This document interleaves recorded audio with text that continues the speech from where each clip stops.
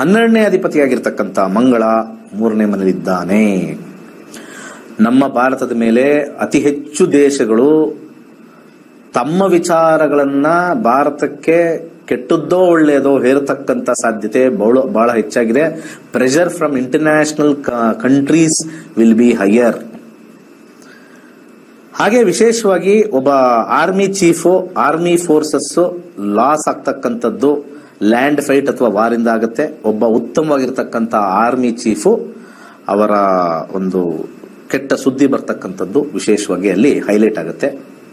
ಹಾಗೆ ಕೊನೆಯದಾಗಿ neighbouring countries ಮತ್ತೆ ಬಾರ್ಡರ್ ಕ್ಲಾಶಸ್ ಸಿಕ್ಕಾಪಟ್ಟೆ ಹೈ ಇರುತ್ತೆ. ಸೊ ದೇಶದ ಭದ್ರತೆ ಬಹಳ ಇಂಪಾರ್ಟೆಂಟ್ ಆಗಿರ್ತಕ್ಕಂಥದ್ದು.